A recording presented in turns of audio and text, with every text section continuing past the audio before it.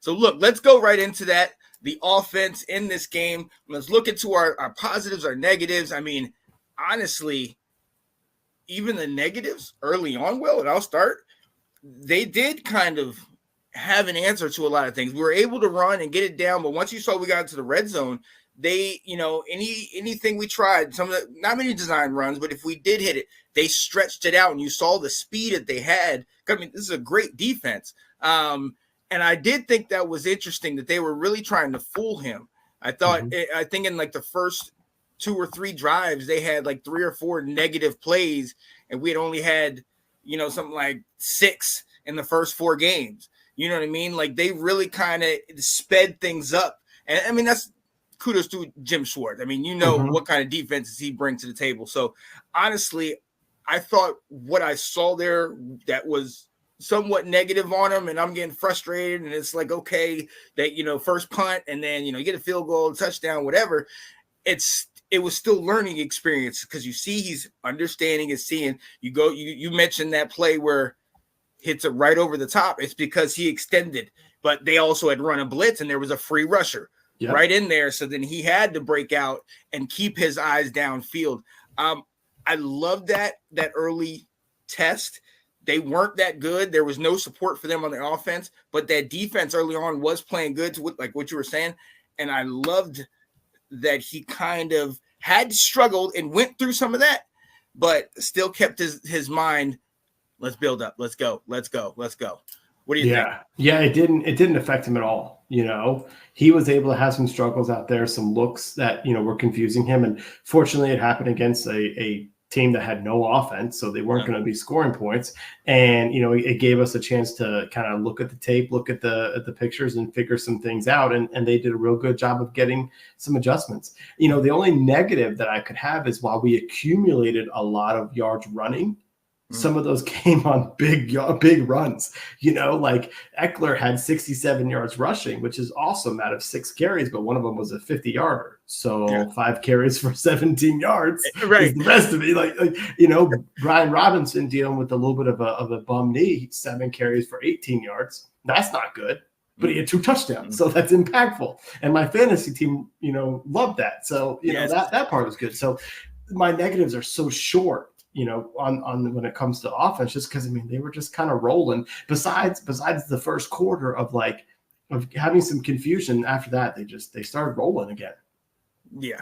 And that was something that I really liked. You saw play by play and then series by series, the adjustments that were happening. And you saw things start to happen where it's like, oh, okay. Moving forward. One of the things that I really thought was key about this team is the hustle. We saw, you talk about the 157-yard or whatever yard play by Austin Eckler. Rushes all the way down the field and then gets stripped down the field. If you look at the replay, you think you were the one that sent the little Twitter feed where they showed the play. Zacchaeus, who had to run like a jet sweep off to the other side, comes and continues down on the play. And he's the one who ends up getting that fumble to keep the series going. It was little plays like that where it's the attention to detail. You're starting to see players that are more involved in each individual play. Our wide receivers are, I knew Terry was a good blocker, but our wide receivers are tough. And you kind of understand, okay, maybe this is why they got Jahan out. There's a certain mentality. And we know Adam Peters being from San Fran, we know how those San Francisco wide receivers are Debos, pun intended, when blocking. So these things are key. These are the little things, Will. These are the little attention to details where we're playing a little bit different, where it might look like it was a struggle. And this is why I segue the negative into the positive. This now looks like, no, this is just building blocks. This is little lessons we learn that later on down the line, we'll be able to do it. Or even this week, if we struggle against Baltimore early, we'll have that resilience to keep going. So, I'm very encouraged by that. Yeah. Effort is exactly what I'm seeing from this team. That effort is exactly what Dan Quinn said they were going to bring out there. They were going to be tenacious and they were going to bring effort. And you're seeing that. And, as Washington fans, there were times with the Redskins when things are going well and we're driving towards the playoffs where you would get a lot of effort from these guys, from the players. Mm-hmm. And then the very next season, when things start going south, they were making business decisions out there a lot. Oh yeah. And so what you're seeing from these guys is they're going full tilt every single play. That play by Zacchaeus, he was the decoy. Yeah. And then the play, he was not part of the play. What pro player would follow the ball like that? Would sprint down the field. And some of the runs by Brian Robinson, the touchdown run he had, Luke McCaffrey stayed on his guy, blocking and blocking and blocking and blocking and blocking and blocking. Yes. And that allowed him to score because, Brian Robinson got tripped up in the beginning. He shed the tackle and McCaffrey didn't stop blocking. It wasn't his initial 1, 2, 3. Oh, okay. He did his part. He stayed on the guy. There's a want and a will out of these guys out there I always say when it comes to pro players, like the part you never really know is motivation on a team, on a game, on a team, on a season. Will. And it's like, and what we are seeing is these guys care and they're going to bust their tail every single time. Oh yeah, and that's what's encouraging. That's what's exciting to see. And so, what are some more of your positives, man? So the positive was I touched a little bit on it, but the run game, we still had close to almost 175 yards. I should back up. This is your segment. I'm not going to take the run game. Let me talk about the receivers. I'm mistaken here. So once again, we had 7 different pass catchers. We have a wide open offense right now where, the thing that I worry about is at some point there's going to be film out there. They're going to make adjustments to what JD5's doing.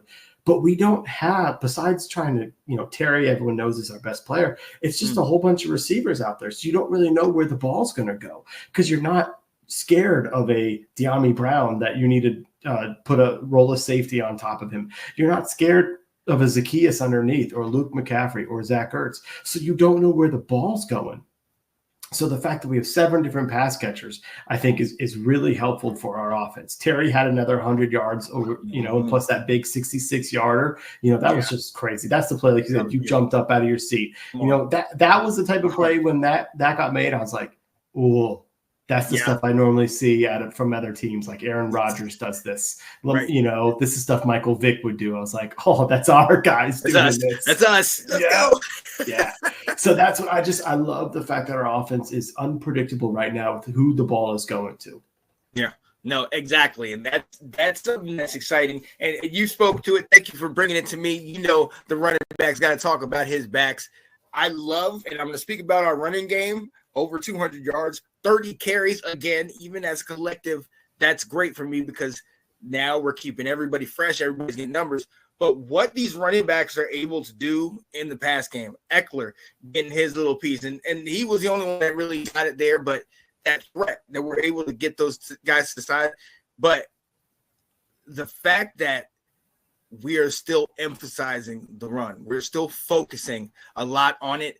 And first and foremost, we wanted to see what was going to happen with Eckler coming back from the concussion. He looked the same. He looked he had some return, had some in the return game, obviously had some receptions and whatnot. But for me, I'm really appreciating what he's bringing to the table, even though, and like you say, Brian Robinson only had the little bit of yards and 2 touchdowns. It's just the collective, the coming together, and they're using this guy, that guy, this guy, that guy, and then JD5 is doing what he does. And even his runs he had a couple design, but most of his yards were from, scrambling out of the pocket and then taking it downfield. Mm-hmm. And that's something that he's not doing it because he wants to necessarily, because he's still looking downfield to pass, but he's still rushing it on it just because. My back. Okay. My back. You're good. Yeah. So, the run game is being able to control the clock. Now, all of a sudden, we're leading in the time of possession, getting these first downs, and it's all a collective. And, it's complementary. I always talk about complementary football. It's complementary offense. JD5 is able to get out of the pocket and everything because there is that threat of the run. And because JD5 is just amazing. He has eyes on everything. But the fact that we can get off that play action and then hold that linebacker and hold that defense a little bit and then still have that threat out there. I mean, it's dude, I'm trying to keep it chill right here. It's encouraging. I'm liking what I'm seeing, man. Right. Well, let's stay on JD5 right there. Listen, I had to stop the game at one point, and Trisha came into the room, and I was like, you just got to watch this play right here. And it was the 30-yard run that he had. And honestly, I've told her, I go, this guy is like cheat mode, it seems like. Like, it's just not fair for the defense at times. You know, that play where JOK came running in, he had a beat on him. He juked him, and the entire field was open for 30 yards for him to run down to the 5. It's like there's a couple times where our offensive line probably got beat. 28 out of the 32 quarterbacks in the NFL would have been sacked in that play. And he just needs a little bit of space. And he ran right up the gut and to the left and took off, and he's off for another 10, 15 yards. Like, it's not fair to the defense at times. That's where it's like video game mode at times. That's why I was just watching a couple of those plays, and it's like, like, what? This guy's ours. Like, this guy, like, he's unstoppable at times. And it's like the defense can play as good as they can. He can still get yardage and stuff. So it was just, it's fun to watch him play. And, the fact that he called that shot to Diami, that after that run, he went to Cliff and said he noticed something. He was like, dial one up deep. And he was like, and so Cliff listened to his quarterback. He listened to his players and made some adjustments. That's huge. And so that's the type of stuff that's just a whole lot of fun to watch. And it's just, I'd love to see how long we can sustain this. Yes. And that's something that I like. And to your point about Cliff, I love that they're running this up-tempo offense. We've always talked about that no huddle and how that can keep that defense off guard, especially when Ab was talking about it last week. When you're running the no huddle and you already have that play set, defense can't then switch in and out.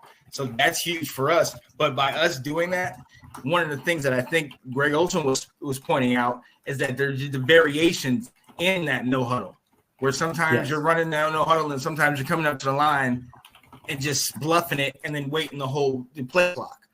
You know what I mean? So honestly, man, it's beautiful.